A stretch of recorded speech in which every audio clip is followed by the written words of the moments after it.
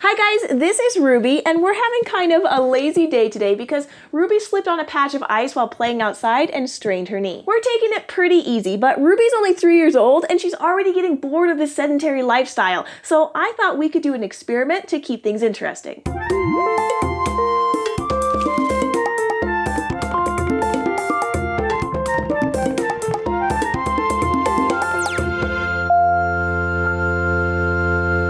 For you dog owners out there, have you ever experienced your dog acting guilty? Even if you don't own a dog, you've probably seen it. They get all melty with big droopy eyes, slicked back ears, and they sink their head down into a slouch. They look totally guilty, right? If they look guilty to you, then congratulations, you're human. You're assessing their behavior through the filter of human social communication. But if you take a step back and stop anthropomorphizing and assess them from a dog's perspective, you'll see that they're actually communicating fear and attempting to appease an aggressor. When a human sees this, they see a guilty dog, but the dog is actually just trying to make it less likely for their owner to punish or scold them. The belief that dogs know when they've done something wrong, like peeing on the carpet or chewing up a pair of shoes, is so common that several studies have been done to test the validity of guilt in dogs. Every one of the tests produced the same result. If the human scolds the dog, then they will express the guilty behavior whether they've committed the crime or not. They also don't exhibit the cowering or droopy behavior unless their human is or has scolded them. Meaning dogs aren't reacting to their humans catching them doing something wrong.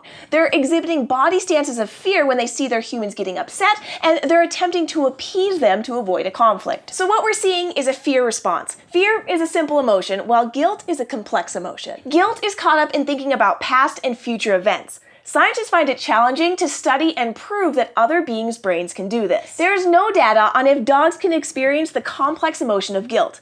Wouldn't it be nice if we could just ask them what they're thinking? Until then, all we can do is study their behaviors and nonverbal communications and see what we can determine without getting into their minds. Ruby, are you ready to take the guilty dog test? First, I'm gonna get a treat that Ruby totally wants to eat, and I'm gonna place it in a place that she can reach it. Then I'm gonna establish the rule that she's not supposed to eat the treat. I've covered the back of the chair, so when I leave the room for a bit and come back in, I won't be able to see if she's eaten the treat or not. When I return, we'll see what her behavior tells us. If she's eaten the treat, when I come back in, will she act guilty that she's broken the rule? Without looking, can I tell by her behavior whether she's eaten the treat or not? What will happen if I scold her? If she's broken the rule, will she act more guilty than if she's innocent? All right, let's give this a try. I have some shredded cheese here, and I'm gonna place it on the stool and then tell Ruby it's not for her. I'm gonna help her out a little bit by telling her to sit and stay while I leave the room. Okay, here I go. Stay.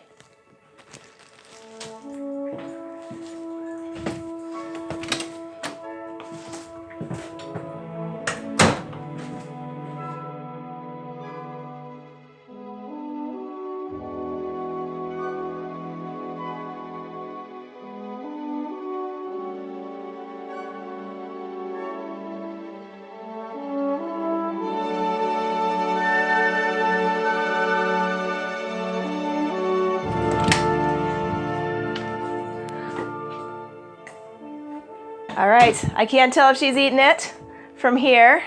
So I think by her behavior, she's totally licking her lips. So I think she's totally eaten it.